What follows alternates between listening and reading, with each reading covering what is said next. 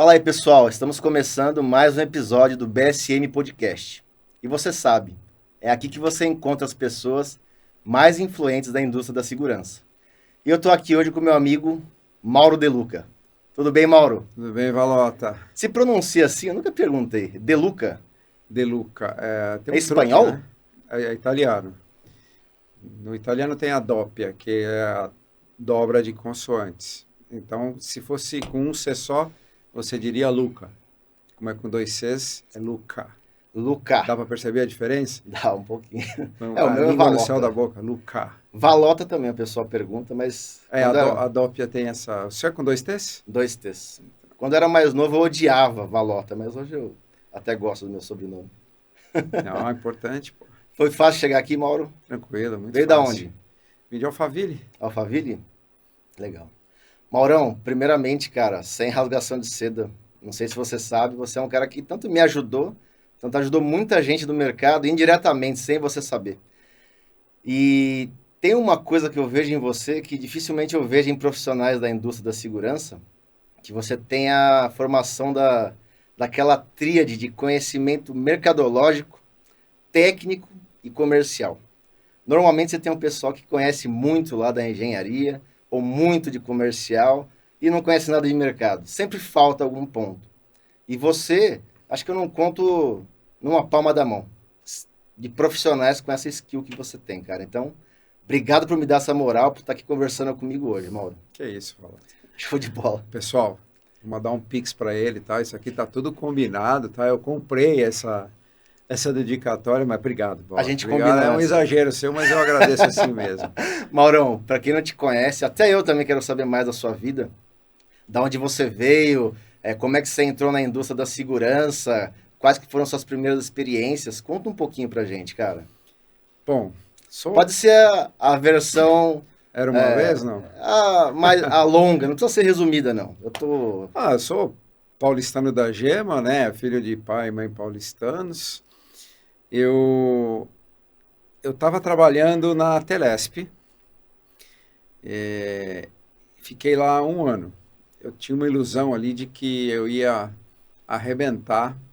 Entrei ali rasgando. Ainda era Telesp empresa pública, né? Antes da privatização.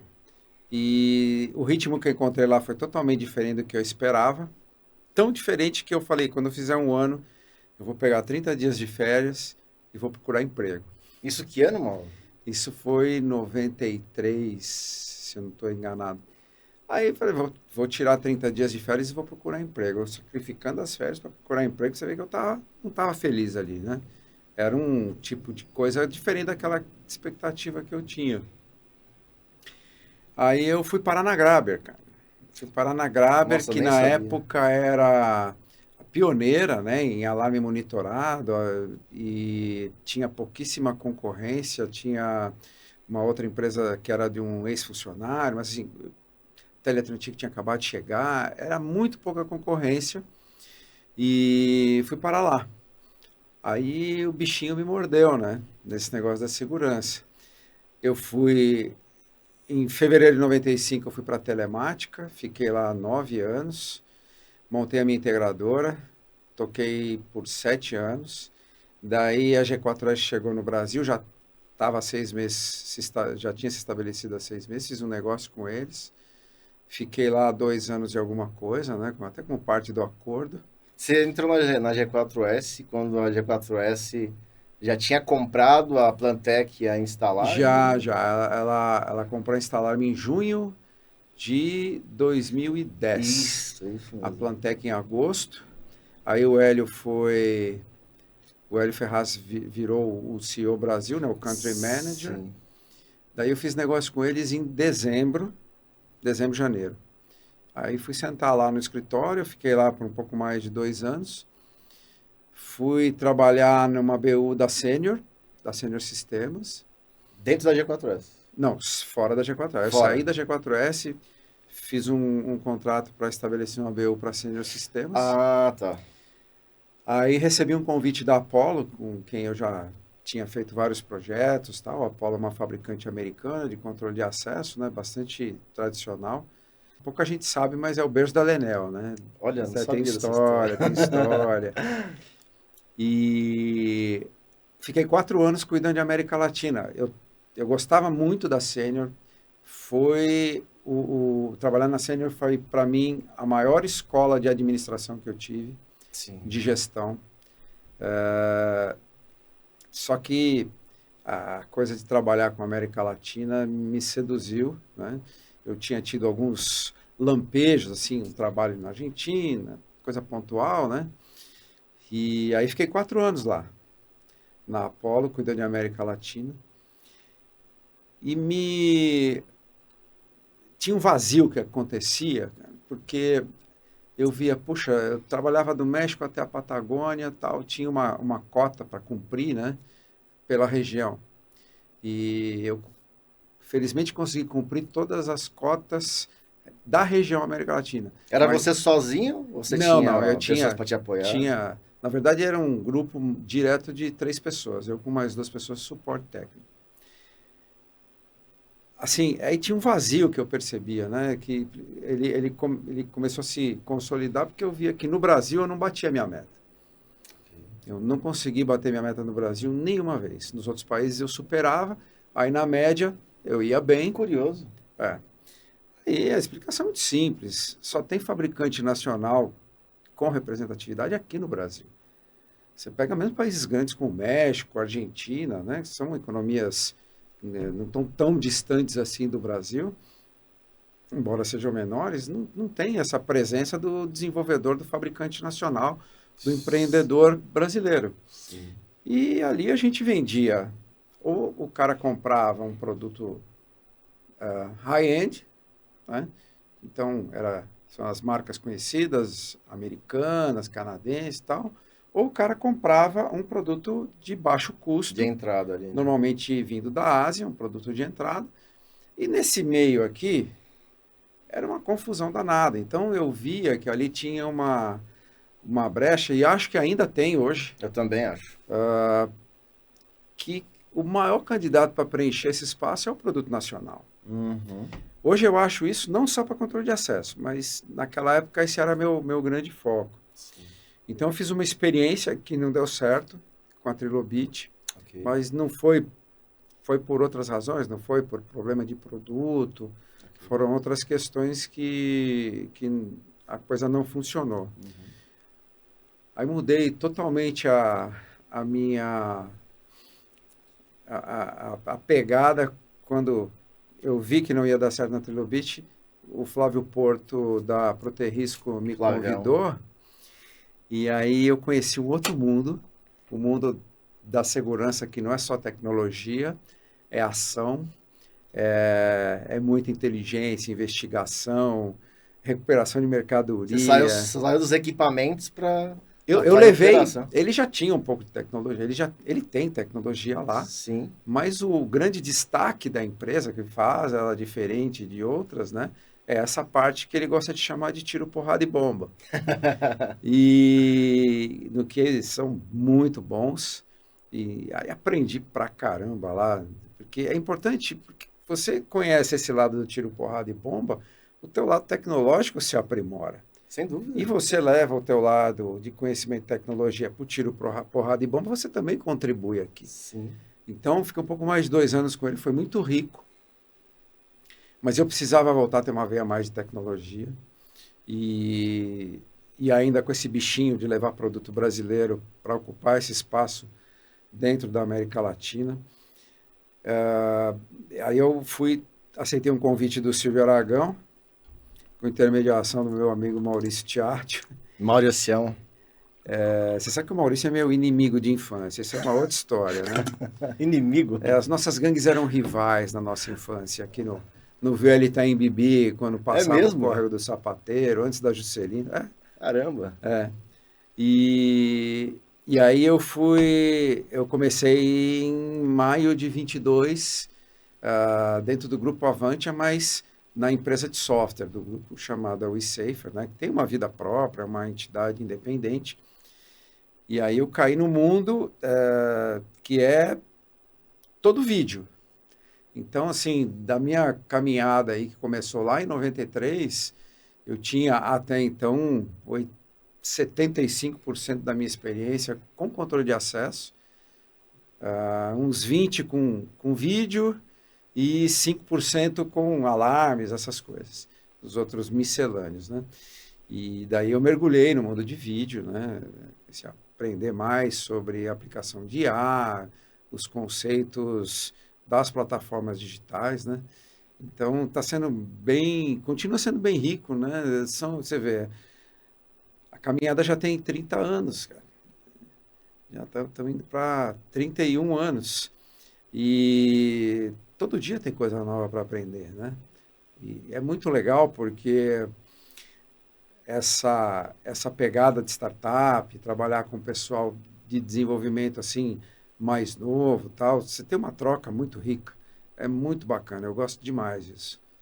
Todo dia parece que eu rejuvenesci 10 anos, porque a gente acorda, sabe, bastante motivado, bastante energizado, porque você sabe que na jornada você vai ter dificuldades, você vai ter problemas, você vai ter aborrecimento, você vai ter dor de cabeça, mas tem esse outro lado do aprendizado que suplanta tudo isso e faz a gente se renovar. Legal, Mauro. Cara, eu não sei. Você falou do seu background, né? Que é mais de 70% controle de acesso, o restante vídeo, alarme e tudo mais. O meu é ao contrário. Eu conhecia bastante de vídeo, depois eu fui conhecer controle de acesso. Eu quero te perguntar, cara, em relação à inovação, principalmente em controle de acesso, que é uma área que você domina bastante. A última que eu vi foi na questão de fabricantes com plataforma aberta, né? Eu até brincava na última empresa que eu estava, que era a Invenze, que tem fabricantes com plataformas em regime semi-aberto. É, Que ela tem uma aliança com um, dois ou no máximo três fabricantes, e você tem um outro fabricante, que eu chamo de fabricante artesanal, que é o que você citou, né? Que ele desenvolve a solução aqui no Brasil, e ele tem o hardware, o próprio software, e a Invenza, ela teve essa, ao meu ver, né? Essa inovação de abrir o leque para ter diversos fabricantes integrados. Com a sua experiência, tudo que você viu aqui no Brasil e fora, o que você viu mais de inovação além disso, cara? eu, ainda sobre essa questão de semi-aberto, aberto, né? Você gostou dessa daí, né? Eu gostei, foi um termo bem bolado esse. Eu acho que aberto totalmente só seria se o cara lá na ponta, o integrador, tivesse a liberdade de fazer o casamento que ele quisesse. Boa, boa. Ainda não está desse ponto, né? Então ainda depende de uma atuação do próprio fabricante, você citou o exemplo da Invenze, né? Mas trazer o software dele integrado ao hardware A, B, C e D. Eu vejo que a Invenze tem essa característica, tem vários hardwares com os quais ela conversa, mas que já é um grande avanço. Sim. É um grande avanço. Mas aberto mesmo vai ser no dia que o integrador pegar e falar assim, ó, eu vou pegar esse Tem uma hardware. vida própria. Eu mesmo consigo fazer com que as coisas se comuniquem e trabalhem em conjunto sem depender de homologação, essas coisas. Se vai chegar nesse momento, eu não sei, mas para mim, aberto, conceitualmente, seria dessa forma, né? A Lenel, cara, lá fora, até onde eu sei, eles têm lá, acho que é OOAP, lá o programa deles, que eles cedem o SDK, eles dão essa famosa vida própria para o integrador. Só que no Brasil, acho que, não sei, se tiver, são pouquíssimos projetos que são integráveis, que são customizáveis. Então, assim, tem que ser um integrador focado naquilo para poder mexer com a ferramenta, né? Então, assim, eu também acredito, Mauro, que o brasileiro não está acostumado a, a usar o controle de acesso para operacionalizar ou automatizar coisas em torno do controle de acesso. Eles estão acostumados a comprar um controle de acesso, um Lenel, por exemplo, que aqui no Brasil, né? Dolarizado, é um dos fabricantes mais caros, mas tem bastante, o pessoal confia bastante na marca. Só que eles usam o Lenel para abrir, fechar a porta, rodar a catraca, levantar e baixar a cancela. Eu acho que culturalmente o pessoal ainda não está acostumado, principalmente o povo brasileiro, a utilizar esse tipo de sistema para fazer outras coisas também, né? Isso é quase que é uma crença minha, sabe, É, Paula? Que o caminho é esse, é você expandir o uso das ferramentas de segurança mais diretamente como ferramenta de melhoria do negócio do cliente. Então, a gente pode falar sobre inovação sobre esse aspecto também. Tive uma experiência na época da Apollo que a gente tinha aqui na América do Sul, tínhamos uma área onde os caminhões chegavam, iam para o silo, abastecia e saía. E tinha muita perda, né? Porque esse era um processo manual, dependia ali de anotação humana, de Cara, peso na crachá. balança. Então, o cara pesava na entrada, pesava na saída e tinha muita perda. O cliente já tinha trocado a empresa de vigilância, já tinha mandado embora o cara da expedição, mas quando a oportunidade começa a se materializar, facilita muito, né? Os caras criarem esses mecanismos aí para desviar material. E foi possível atuar nisso, que gerava uma perda tão clara, fazendo uma integração com balança e com o Olha que sistema de legal. geração de nota do cliente. Então, o camarada chegava, tinha ali o acesso normal, identificação, a balança informava a própria controladora, ela guardava isso e quando o cara saía já pesado, a controladora mandava para o sistema de ERP as diferenças. Então, não Tá. tinha mais anotação na prancheta. Depois os caras desenvolveram outras formas de roubar, tá? Mas aquela ali, naquele momento, teve um papel mais direto no resultado do negócio, né?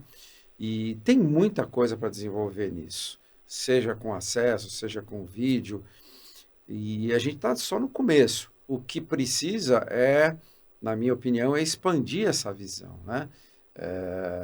A gente brinca muito quando a gente quer criticar um vendedor de controle de acesso, né? Que o camarada chega no cliente, ele começa a pensar em catraca, né? Aqui no Brasil é assim, ele Exatamente. começa a pensar em catraca. Não, aqui cabe duas, ali cabe uma cancela.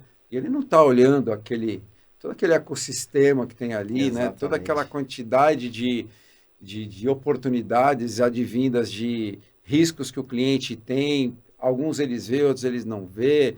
As vulnerabilidades que você encontra ali. Mas ele está pensando em catraca, né? Então, a gente precisa expandir esse conceito.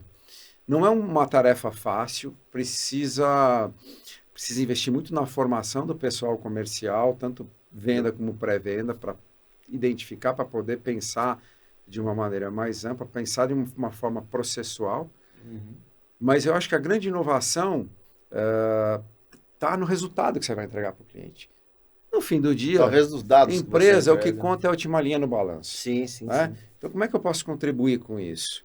Se você for olhar, você pergunta para qualquer cliente assim, cara, o que vale mais para você? Usar uma ferramenta analógica e ter um resultado melhor no balanço ou não ter um resultado tão bom e usar a última palavra em tecnologia? Ele quer resultado. Exatamente. Então, é com essa cabeça que tem que chegar. Não desprezando a tecnologia tem um papel para contribuir, para acelerar esse resultado melhor, mas é preciso explorar todo esse contexto, toda essa parte processual, para que a gente consiga expandir isso e aumentar a importância da área de segurança, dos componentes, dos equipamentos, dos softwares e tudo aquilo que compõe uma solução de segurança para o cliente final. Sim. Em algumas conversas que a gente participa, né, tem uma brincadeira, um dia desses, foi durante a pandemia, a ISC foi virtual e teve uns painéis e tal, e quem estava lá no contraponto, no painel comigo, do lado do cliente final, era o Dionísio. Dionísio que foi da Nextel, foi da Accor, agora ele está na Motorola, né? Aí eu brinquei com ele, porque eu falei, pô, no teu tempo, quando eu comecei a bater na porta para vender segurança, o cara da segurança, imagina uma fábrica, né? Tinha lá toda a estrutura fabril e tal, aí você ia, aquela coisa maravilhosa, já tinha coisa robotizada, não sei o quê. Eu chegava lá no fundo, tinha a sucata. Atrás da sucata tinha um quartinho. Sim. Nesse quartinho, sem janela e com ventilador assim, em cima do banco, era a sala do gerente de segurança, que nem era gerente na época. Então ele falou, não, era assim mesmo, eu tive momentos de trabalhar embaixo de escada tal, e a coisa evoluiu, melhorou. Sim. Mas eu acho que ainda tem muito mais a melhorar na medida em que o camarada que cuida da parte de segurança possa ter os instrumentos, as ferramentas, através de nós que somos provedores, para ganhar ainda mais importância na medida em que ele melhor contribui para o resultado do negócio. Sim, sim, sem dúvida. E eu acho que a tecnologia em si ajuda, mas o fator principal de inovação, inovação não é só tecnologia, né? Pode ser uma maneira nova de olhar e de pensar, está nesse contexto aí. Sim, eu tenho uma visão sobre isso, Mauro. Não sei se você concorda, cara. Depois eu vou querer um parecer seu sobre gestão de segurança em outros países. O que eu vejo no Brasil é o seguinte: você tem um gestor de segurança. Muitas das vezes esse gestor de segurança ele não é valorizado. Em que sentido? Esse gestor de segurança, ele simplesmente tem lá o coordenador, o supervisor que cuida das entradas e saídas e esse cara é acionado quando tem algum sinistro, alguma coisa, quando alguma coisa deu ruim, ok? Então esse cara, o melhor dos mundos seria ele ter no mínimo de background de tecnologia e de operação. Porque normalmente o cara da segurança, que é o cara que compra os sistemas de segurança, ou é o cara que influencia na compra dos sistemas de segurança, esse cara ele não sabe como que aquilo vai funcionar dentro da operação, ok? Então assim, o gestor de segurança no Brasil, quando eu falo gestor, não estou generalizando, tá? Existem gestores que a gente chama de híbrido, que é o cara que tem aquele background técnico e também de segurança, que é importantíssimo. Esse daí é o melhor dos mundos. Mas, infelizmente, a maioria dos gestores, eles têm só a operação. Aí eles não têm o background de tecnologia e às vezes eles acabam tendo um produto espetacular na mão para poder colocar na empresa e fica com medo de indicar dentro da empresa por ele não conhecer a tecnologia. Eu não sei como é que você enxerga isso no Brasil e fora do Brasil, entendeu? Eu, eu acho que melhorou bastante, sabe? Sim, A questão da tecnologia, o domínio da tecnologia é um desafio um pouco maior, porque é uma coisa muito ampla, muito rápida, muito acelerada e tem muito assédios. Vamos falar de um gestor de segurança de empresas médias grandes, né? sim, sim, sim. Que é onde normalmente tem esse tipo de figura no staff. Houve nos últimos anos um progresso, na minha opinião, muito importante na capacidade de gestão deles. Se investiu bastante e a gente tem vários exemplos de gestores de segurança com uma visão muito apurada do negócio, ah, a capacidade de demonstrar a importância da prevenção, a importância das medidas e contramedidas corretas em determinadas situações. Eu acho que melhorou bastante. A gente tem cursos, a gente tem faculdade, a gente tem pós-graduação, tem cursos fora que hoje estão muito mais acessíveis, tem a Sim. própria ASIS que tem um Você é membro deles. só desde 2003. Legal. E então você tem aí um material importante e a ABESE, perdão, a ABSEG, que também Absegue. é uma entidade que também tem investido muito, e não só na formação do gestor, mas ela tem substância, ela tem conteúdo desde da base para trazer essas pessoas numa linha ascendente, os profissionais de segurança. Eu acho que a gente melhorou bastante. Também acho. Eu acho que é um desafio maior a capacidade de absorver tanta tecnologia. Acho que falta tempo até, sabe? A menos que o sujeito venha desse meio, do meio do prestador de serviço, e quando ele chega do lado do tomador, ele traz aquela bagagem, isso muda um pouquinho, mas ele vai precisar se atualizar. Eu, às vezes, tento trocar de lugar, né, com o cliente e falo, pô, esse cara todo dia está assediado por um monte de empresas e assim, ele recebe ele escuta outro, e aí as pessoas tentam se diferenciar nesse enxame de ofertas, muitas vezes falando de tecnologia. Exatamente. Agora, a gente tem que falar de resultado para o negócio dele. Voltamos naquele tema anterior, entendeu? Para ele, se ele vai usar alguma coisa analógica e ter um resultado melhor do que ele teria com uma coisa digital, ele precisa apresentar resultado. Exatamente. E ele tem uma dificuldade hoje também muito grande que é com orçamento, né? Culturalmente, aqui no Brasil é pior. Isso não é simples em todas as áreas. A América Latina é muito parecida com o Brasil. As exceções são as empresas globais, que têm uma visão um pouquinho melhor de segurança. Nos Estados Unidos existe mais orçamento para segurança física.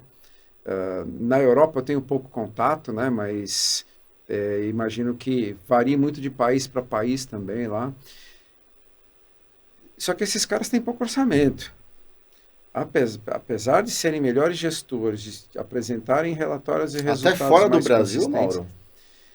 até fora do Brasil, numa proporção menos grave, menos Sim, aguda do sim, que sim, aqui, sim. mas até fora do Brasil. A gente brinca muito, por exemplo, quando você compara, você tem uma pessoa de segurança física e uma pessoa de segurança do trabalho Eu numa, ia numa entrar aí. corporação. Quem tem o maior orçamento? Segurança do trabalho. Muito mais. Sim. Porque é algo que a alta direção enxerga como uma ameaça mais concreta, É mais né? crítico para ele aquilo do que. Ele vê mais chance de ter interrupção de produção, Exato. de ter pressão de sindicato, de ter processo, né? Então, aquilo ali é mais sensível para ele do que uma coisa que envolve muitos elementos externos, que é a vizinhança, Sim. entendeu? É a fraqueza de um perímetro. Isso é uma coisa um pouco para fora. E quando a alta direção pensa para fora, ela está olhando mais para o mercado, né? Para a Sim. concorrência, para o ambiente macroeconômico. E por isso que do lado de dentro, a segurança do trabalho é muito mais sensível para eles e, consequentemente, tem mais recursos para trabalhar. Não sei se você já viu, eu já peguei algumas empresas, tá? Que eles colocaram a patrimonial dentro do EHS exatamente pela questão do orçamento. Aí eles distribuem o orçamento dentro do EHS e colocam lá o controle de acesso, o CFTV, o alarme, enfim. E também ajuda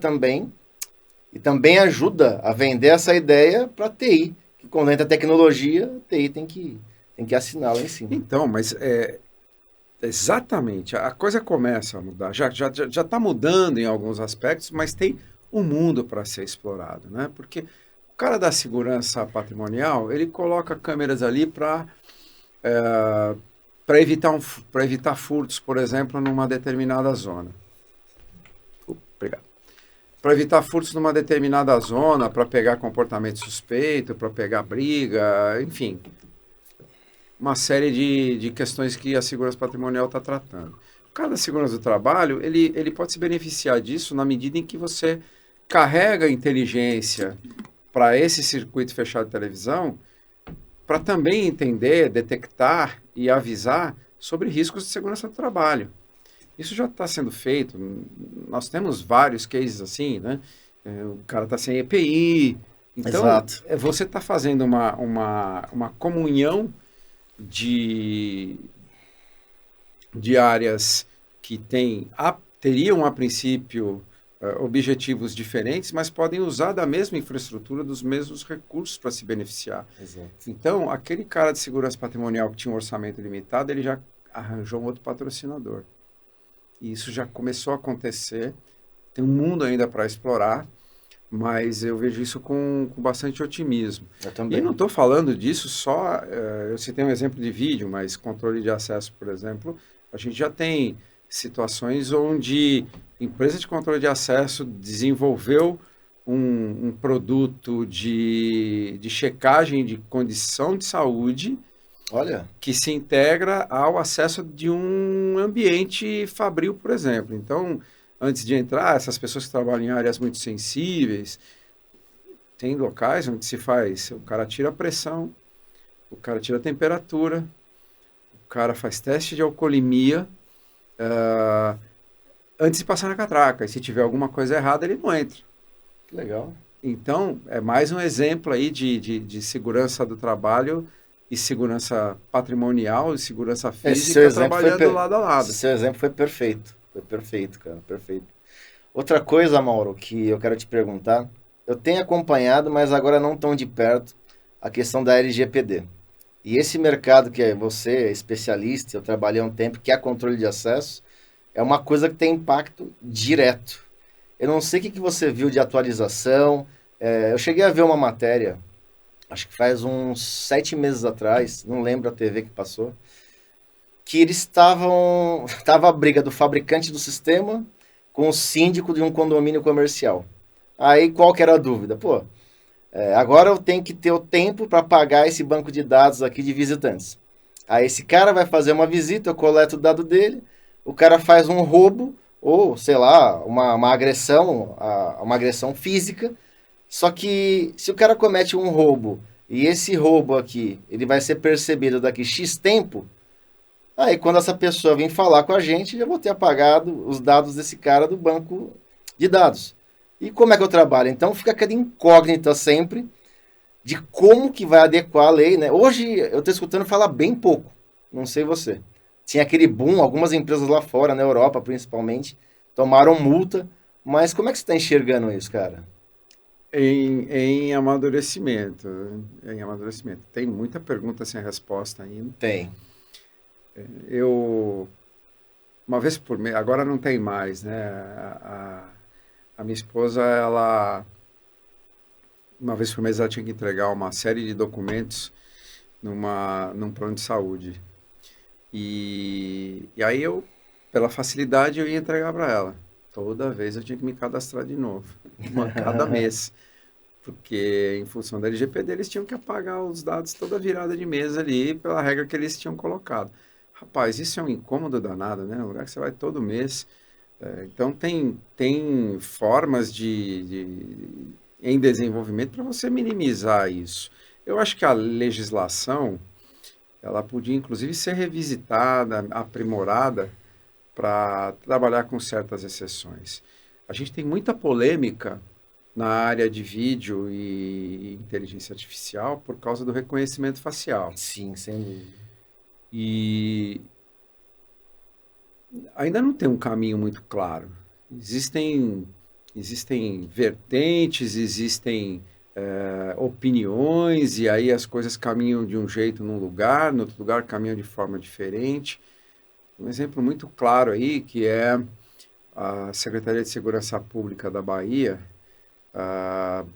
que é um projeto até nosso lá, que eles já deu reportagem no Fantástico, no jornal e tal, foi colocado lá no Centro de Comando e Controle um sistema onde os operadores são avisados quando a face de alguém que tem mandado de prisão expedido aparece em uma câmera pública. E tá tudo integradinho lá, tudo a pessoa sabe. e tal, né? Então, assim, chega lá, opa, esse aqui parece ser fulano de tal. E aí eles avisam a polícia militar, né? Aciona lá o soldado, a guarnição, quem tiver mais perto, para fazer uma abordagem, conferir a identidade dessa pessoa, e sendo realmente a pessoa que está com mandado de prisão expedido, mas está na rua, já leva essa pessoa para a cadeia. Na Bahia, eu preciso pegar os números atualizados, mas acho que já devemos estar nos aproximando de 2.000 prisões. 2.000 prisões com esse sistema? Com esse sistema. Nossa. E muitas prisões aconteceram no carnaval, por exemplo, porque a pessoa sai, né? Vai para a rua. Caramba. Aí você tem as câmeras públicas lá, opa, captou, o sistema processou, viu que é uma pessoa procurada. Você tem uma média de acuracidade? Então, a acuracidade é alta. alta, mas ela não se resolve só pela tecnologia, porque a identificação positiva ela é confirmada pelo policial. Tá, ok, claro. Ainda assim, algumas coisas aconteceram que escaparam. Você deve ter, sei lá, 2, 3 episódios em que a pessoa chegou a ser conduzida indevidamente, mas nós estamos falando de um universo que está se aproximando de 2.000 prisões. Não, de 2.000 para não, com certeza. Mas essas 2, 3 são suficientes para gerar muita polêmica. Muitos protestos, muitas... Então, eu acho que a gente não devia abandonar esse sistema, mas devia aprimorar. Sem a menor dúvida. Para reduzir esses desvios E se a tecnologia não tiver ferramenta ainda para atuar dessa forma, que os processos sejam revisados, que a identificação seja humanamente mais verificada, mas não justifica você crucificar um processo que tem um índice de sucesso tão grande. Exato. Agora, isso aconteceu num determinado estado, teve polêmica Isso para foi na adoção. Bahia. Isso foi na Bahia. Tá. Outros estados já começaram a adotar, né? Aqui em São Paulo se fala também nessa adoção, mas tem muita resistência. Então, uma delas é essa questão de ter os dados da pessoa, né?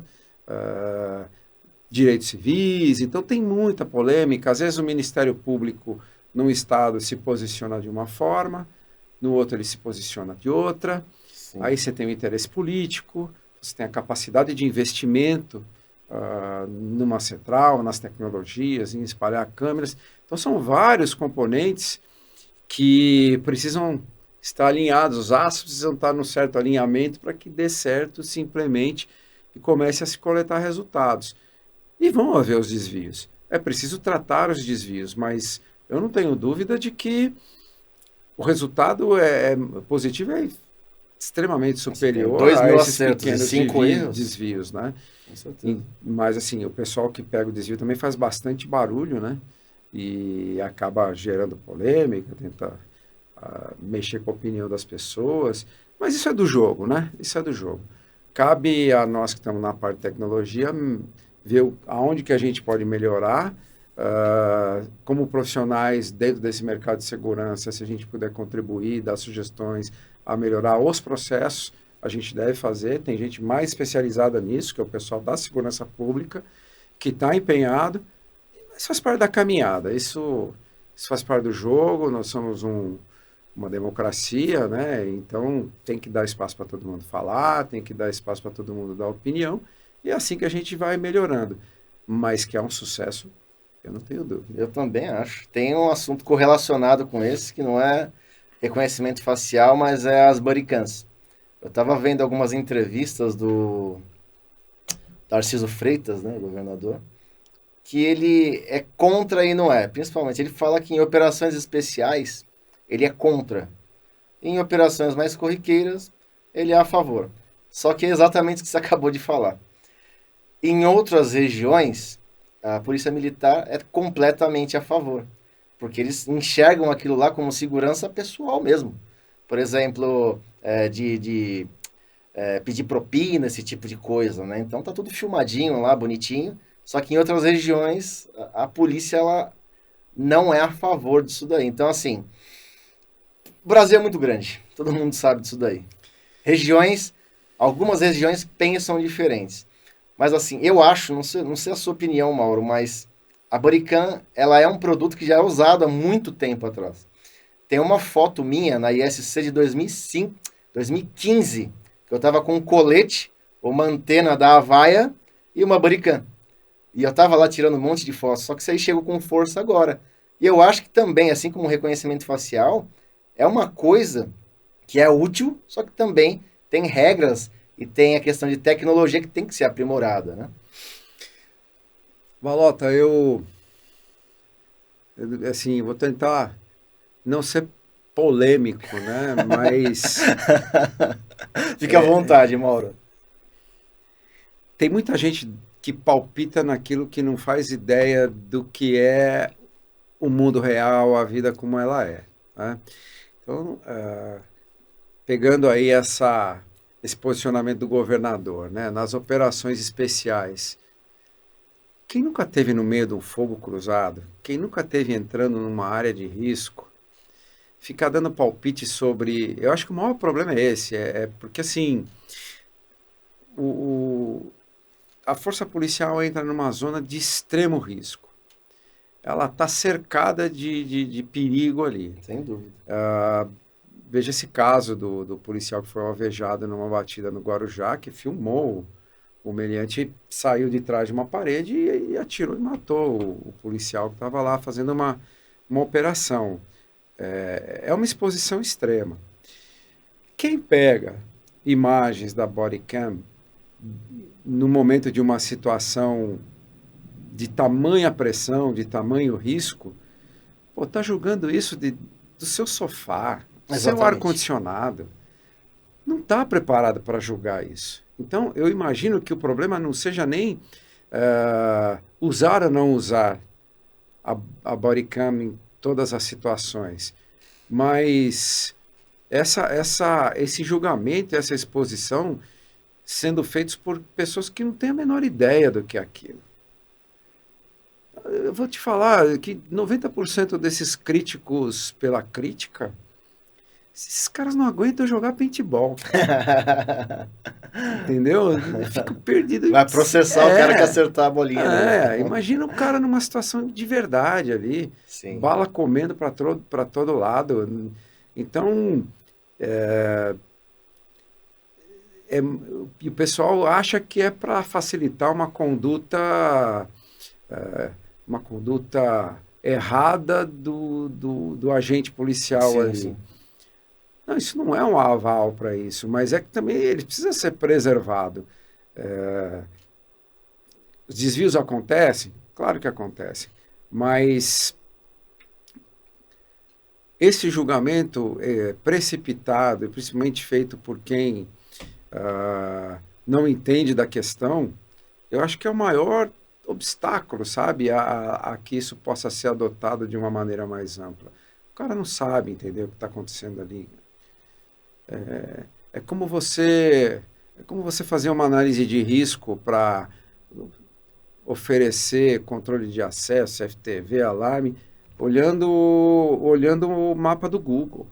Exato. Você tem que estar ali, você tem que entender o ambiente, você tem que saber o que é aquela situação para poder falar com alguma propriedade. Ah, mas as imagens mostram... As imagens não mostram tudo. Uhum. Uma imagem mostra o que está na frente do cara ali. Agora, o que está acontecendo aqui, Exato. do lado, atrás, em cima, embaixo? Isso não aparece na bodycam. Exato. Mas é só o elemento da bodycam que vai ser usado como que escrutínio, como julgamento, né? Então, eu acho que aí é que está o problema. Exato. O exemplo que você falou agora, você foi super feliz, cara. A maioria de empresas, revendas e alguns integradores, eu diria 80%, 90% do mercado, eles falam, vou ajudar esse cliente vendendo segurança para eles. Só que você sabe muito bem disso, que a maioria deles não sabe sequer o que é uma análise de risco. A maioria fala, olha, eu tenho uma sacatraca aqui que é muito bonita, esse daqui ó, tem um pictograma vermelho, azul, vou colocar uma câmera fisheye para você, que é a última geração. Eu tô com um analítico novo aqui, que é de detecção de movimento. 20 anos essa porra já tá no mercado já. Então o pessoal vende o risco dessa forma.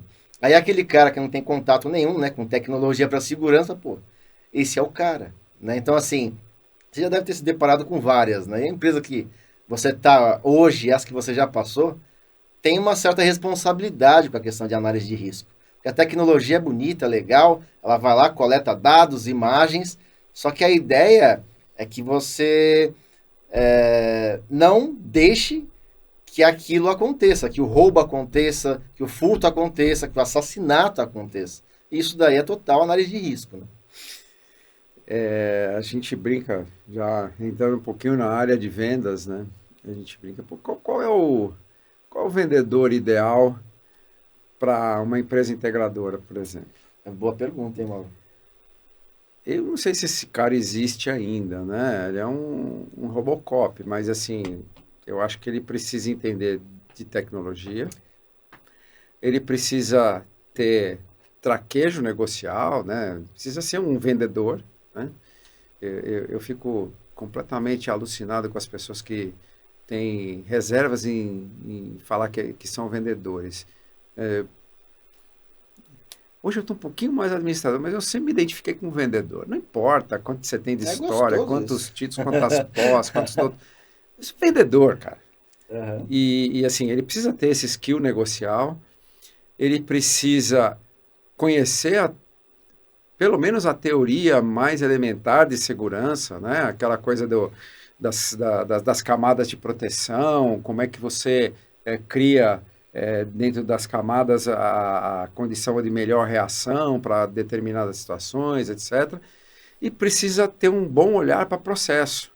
para ver como essas coisas todas se encaixam. A tecnologia que ele está oferecendo, o negócio do cliente, a aplicação das técnicas de segurança dentro do negócio do cara. Então, não é fácil, é difícil, é uma venda muito consultiva, que a gente está caminhando, mas seria legal se a gente pudesse acelerar mais, mas aí tem uma barreira grande para que a gente forme pessoas de vendas com tamanha capacitação, que é o lado do cliente. Uhum. Que às vezes precisa entender isso. O cliente, eu não estou falando do nosso contratante direto, do gestor de segurança, mas da empresa em si. A empresa né? cliente. A gente não estava falando agora da dificuldade de conseguir orçamento na segurança patrimonial. Uhum. Então, isso também precisa colaborar, porque na medida em que se faz um belo de um trabalho, aí a coisa vai para uma mesa de compras e o camarada não quer saber, quer menor preço, corta, e algumas empresas trabalham com target eletrônico, né? Isso é um terror, né? O cara fala assim, o processo surgiu um target lá na plataforma, aí você vai olhar e fala, isso aqui não paga nem meu custo.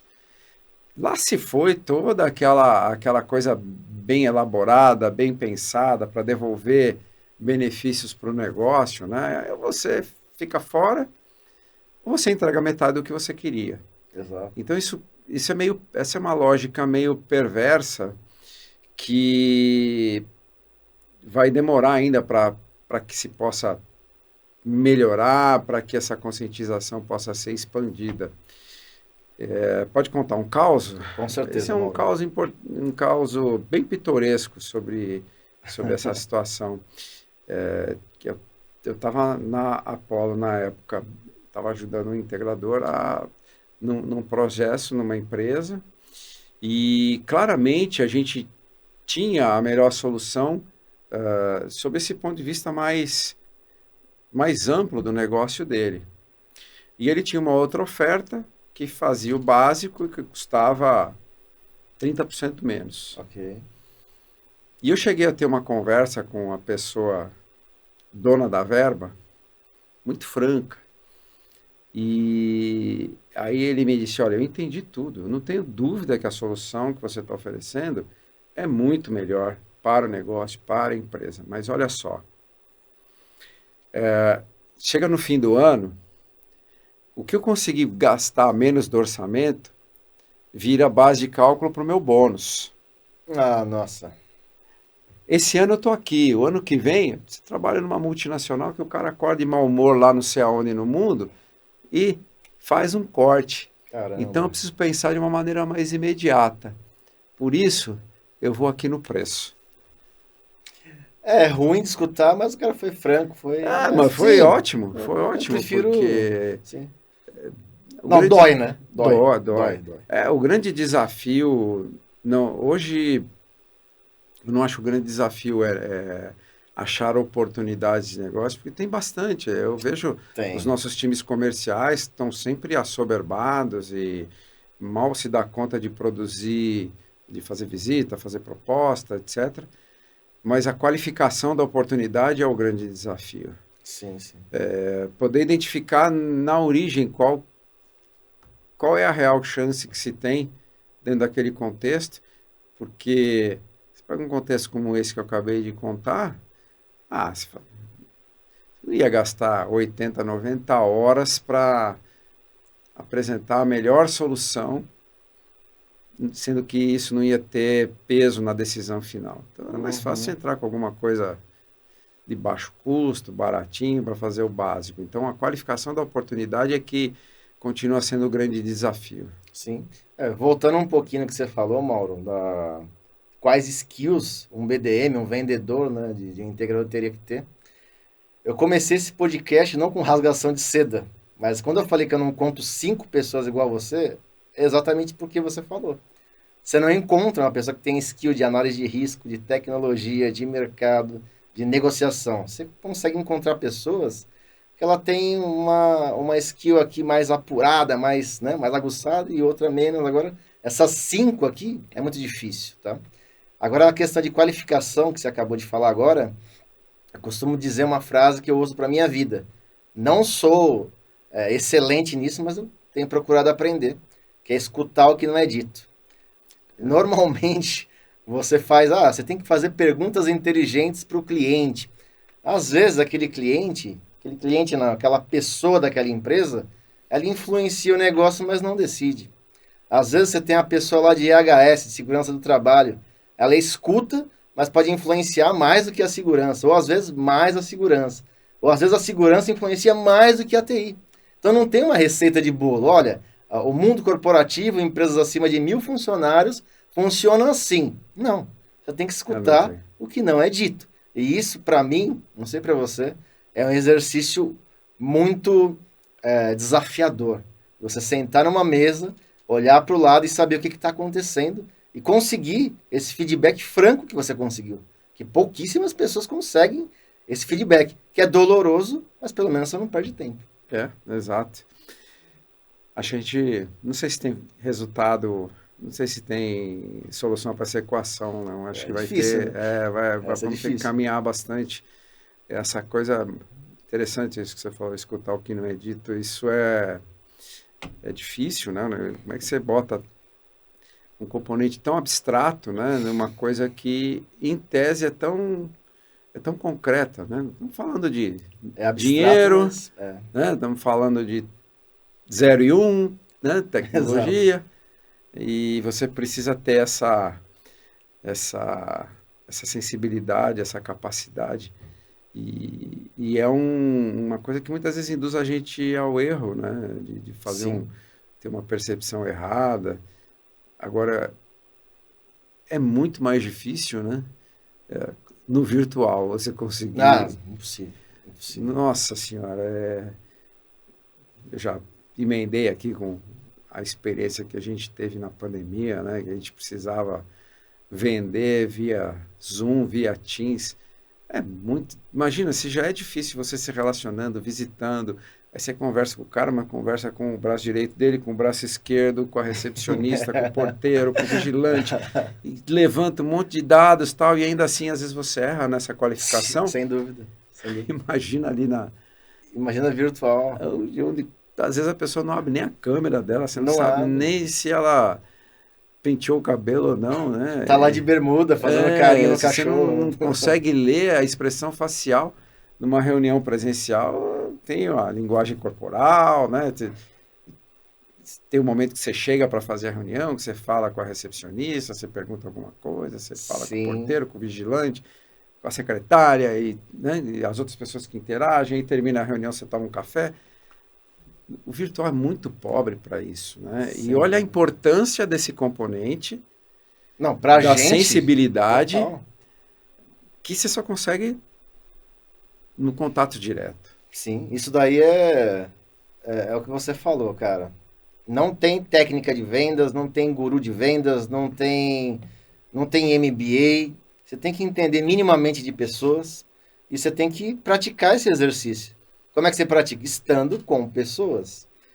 Eu quero mudar um pouquinho o assunto, que também é uma coisa que você domina bastante, sobre vendas internacionais. Eu queria saber de você, cara, o que que uma empresa, falando no nosso mundo, vai, CFTV, controle de acesso, precisa para se internacionalizar?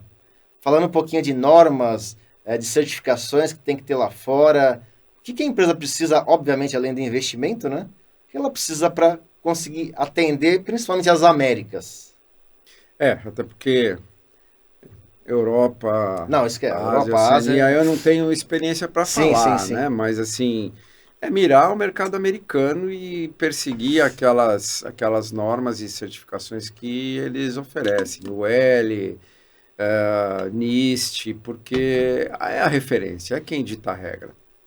Entendi. Então, a regra parte de lá e a gente tem uma quantidade enorme de empresas multinacionais americanas espalhadas pela América Latina e às vezes essas determinações são corporativas, não importa onde a empresa esteja. Então, em termos de adequação, é isso que precisa buscar, né?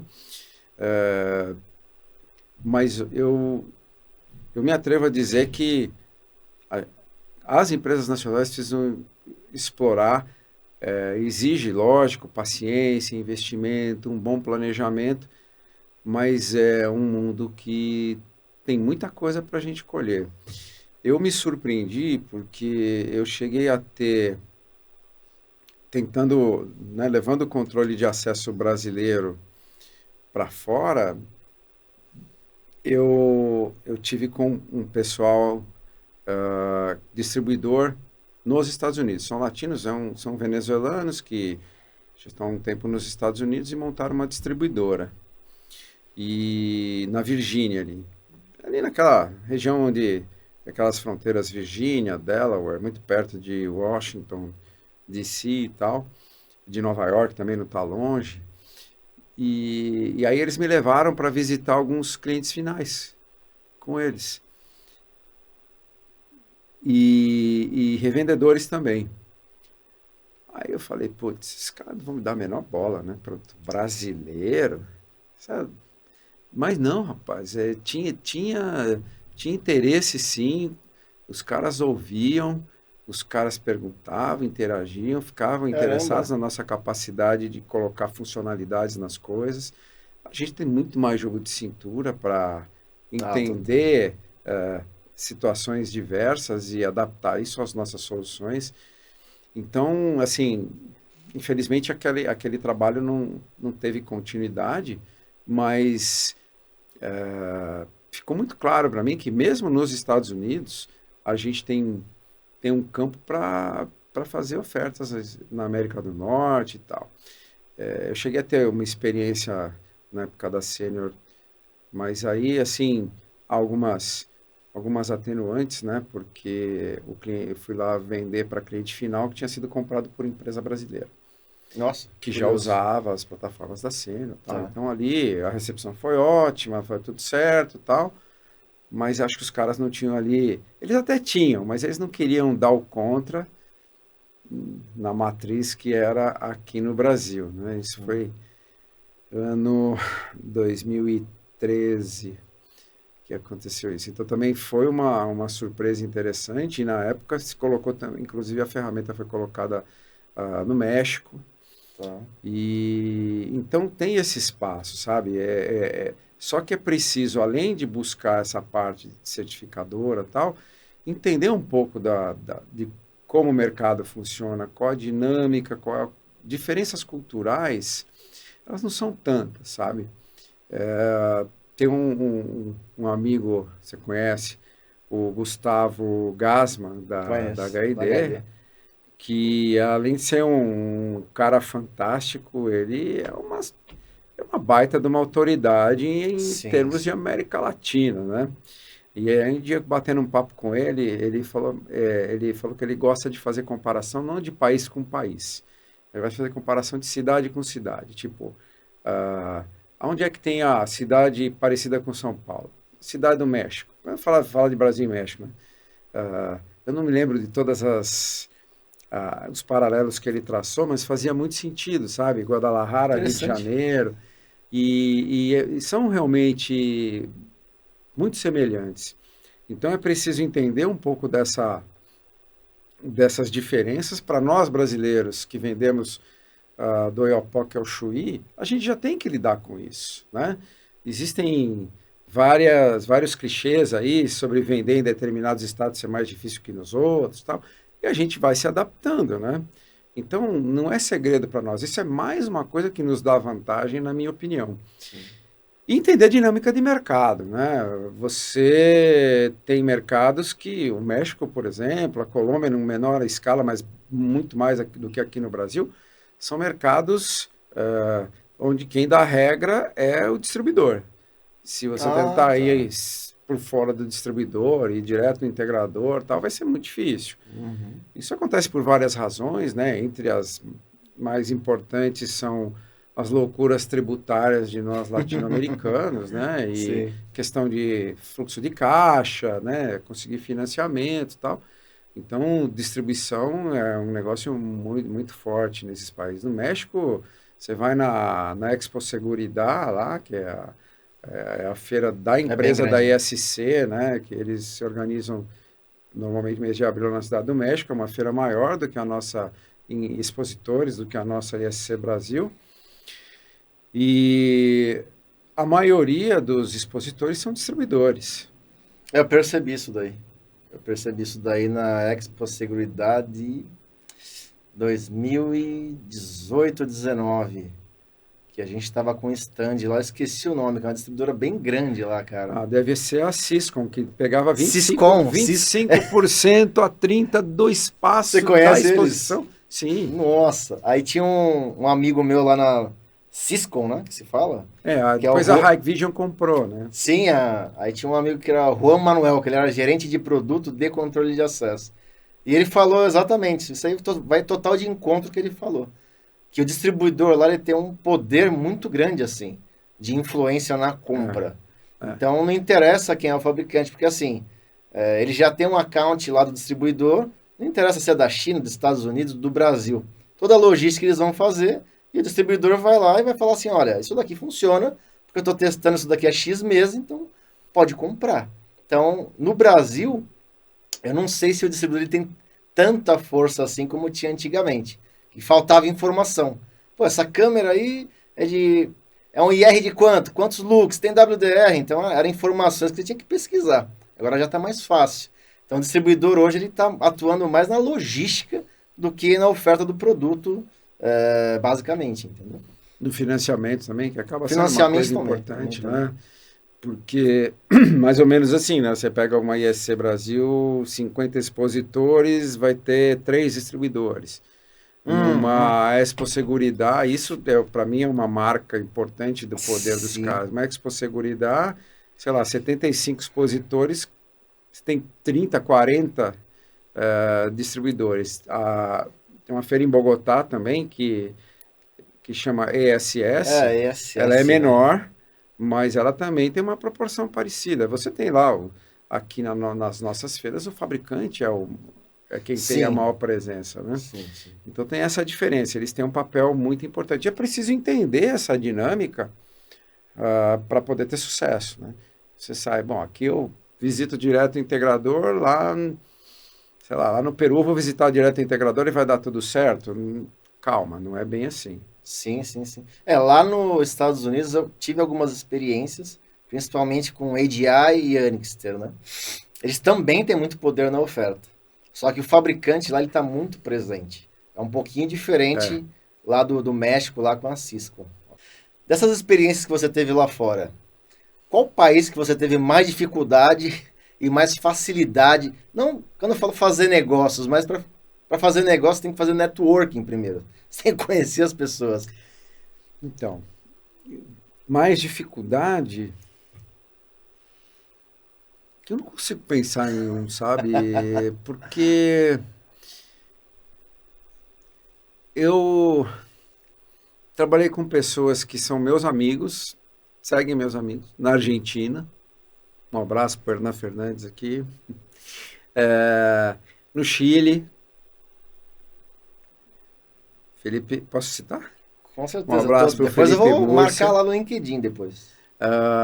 No Peru, Alberto Arca, por exemplo. Então, são pessoas que são meus amigos, continuam meus amigos, entende?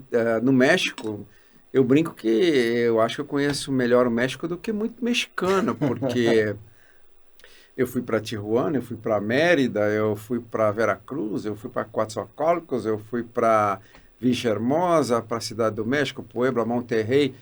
Então, interagi com tanta gente que nenhuma delas me colocou barreiras, dificuldades, nada disso. E também não tinham dificuldade de me levar no cliente final. Então, assim, pode ser que seja mais difícil em lugares onde eu não cheguei aí, né? Eu não cheguei aí na Guatemala, por exemplo, não cheguei em alguns países da América Central, mas no resto, olha, na Venezuela, o Edgar, um abraço.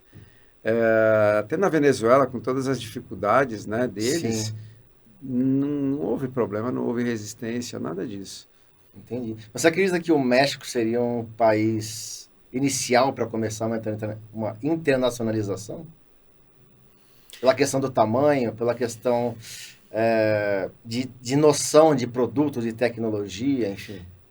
Eu acho que precisa pensar um pouco na oferta, né? O que que é a minha oferta, qual a característica da minha oferta? Ela é uma coisa mais empacotada, que é mais simples eu levar via distribuidor, aí pode ser que seja sim Tem a a questão de resposta hardware e México. software também, né? Principalmente. Agora, se é uma coisa mais consultiva, a minha oferta é um pouco mais particular, a força da minha oferta está em personalizações e tal, Sim, aí é um pouco diferente. Aí você pode trabalhar um pouco mais, talvez no Chile, no Peru, mesmo na Argentina. Então você precisa juntar esses elementos aí para acertar por onde começar. Depende bastante da oferta. entendi. Mauro, a gente já está finalizando e eu queria que você falasse para a galera aqui na sua câmera onde você está agora, o que você está fazendo de bom, o que você tem de inovação, de solução para o mercado, para o pessoal também. Depois você finaliza falando seus contatos, como é que o pessoal te acha em rede social também, tá bom? Joia. Bom, hoje eu estou diretor executivo da WeSafer, que é uma startup que spin-offou da Avante Engenharia em 2021.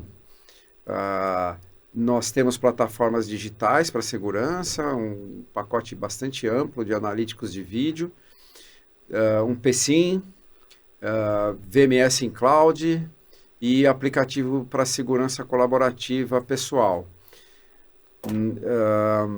A gente já aplica com bastante força esse conceito de agregar valor, aquilo que a gente discutiu aqui, como que as nossas plataformas podem contribuir de uma maneira mais direta, mais evidente para o resultado do negócio do cliente.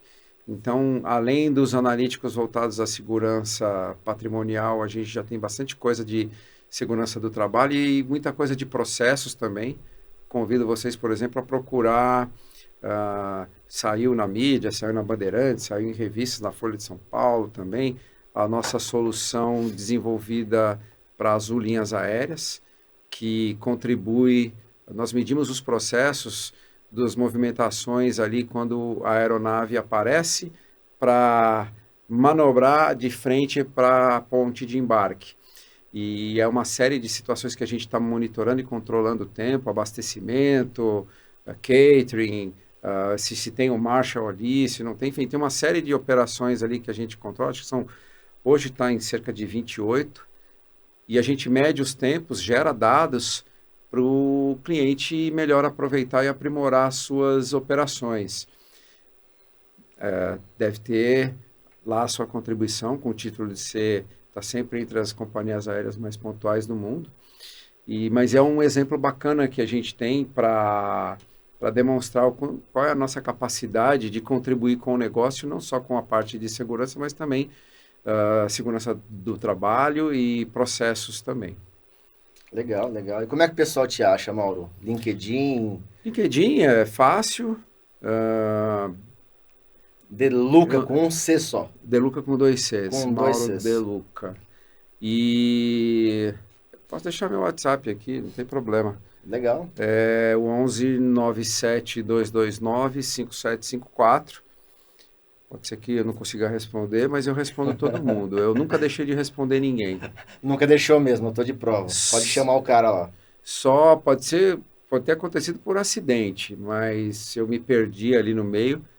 Mas eu acho que a gente tem que agir sempre da maneira que a gente gostaria que agissem com a gente, né? Uhum. E eu fico louco quando me deixam no vácuo. Dois. Então eu faço questão de não deixar ninguém no vácuo. Não deixo ninguém sem resposta. Seja e-mail, seja telefone, seja mensagem via LinkedIn, WhatsApp. Alguma coisa algum retorno eu vou dar, ainda que seja negativo, olha, não dá para ver isso agora, tal, mas sem resposta eu não deixo ninguém, não. Eu sou prova disso, a gente trabalhou pouco tempo e eu vi isso daí. Eu também sou igualzinho a você. Para mim, quando eu vejo aquele vácuo, eu vejo um sinônimo de desrespeito. Assim, eu prefiro, É, olha, estou ocupado, não posso falar com você agora. vamos ver um horário semana que vem, mês que vem, ano que vem, mas dá um retorno, né? Exato. Mauro, obrigado. Balota, Obrigado, cara. Não sei nem prazer, como te foi uma agradecer. honra receber teu convite e também esses exageros todos que você usou aí Olha, na você viu que não é apresentação. exagero, que sem querer você falou assim, como que a gente encontra um desenvolvedor de negócio para um integrador? Você começou a citar na mão, você não consegue encontrar esse cara. Então a rasgação de seda não foi em vão, cara. E, cara, vamos falar a verdade, Manda, o cara mais, o elemento nessa cadeia de fornecimento que mais sofre é o integrador, né? com certeza. Eu estou hoje atuando como um fabricante de software, né? Mas o integrador sofre porque tudo que pode dar errado, produto ruim, atraso de componente que falta, é, obra que você não terminou porque choveu, cliente que especificou errado, tudo que pode dar de ruim num processo explode no integrador. Esse Exatamente. cidadão ele precisava ser mais valorizado e, e precisava poder ter ofertas de uma maneira que não fizessem, né, passa a corda no pescoço em termos de preço e ser obrigado, às vezes, correr tantos riscos como corre em termos de resultado de um projeto, Sim. porque é muito difícil. É o que você falou lá da questão do amadurecimento dos gestores de segurança, né? Que agora eles estão entendendo mais de risco, de tecnologia. Eu acho que isso aí está totalmente ligado, essas duas coisas. Quanto maior maduro o cliente, a empresa cliente que compra, menos ele vai esgoelar um integrador que tem capacidade de engenharia, de análise de risco, deixar de comparar esse integrador com o pendurador de câmera. E olha, existem tomadores de serviço que já estão num patamar bem melhor em termos de compreender esse cenário todo, Sim, conseguem trabalhar em conjunto, entender quais são as dores e as agonias do integrador e ajustar os seus processos para que ele não perca. Afinal, é difícil, né? Você bota um monte de dinheiro na frente e todos os riscos se refletem nas suas medições, né? Então, é, precisamos valorizar mais essa entidade aí. sim, esperamos. Mauro, obrigado. Imagina, Valota, eu que Espero, agradeço. Uma espero ter honra. você aqui de novo em breve para contar mais causos aí das suas experiências, tá bom, Quando você cara? fizer um episódio só de causos, me chama. Eu vou chamar e vou Espe- deixar, em vez de 1 hora e pouco, para 4 horas. Pega mais uns velhinhos aí como eu e nós temos muita história para contar. Obrigado, Mauro. Eu que agradeço. Pessoal, segue o BSM nas redes sociais, tanto Spotify, tanto Instagram. Obrigado e até quarta-feira que vem. Tchau, tchau.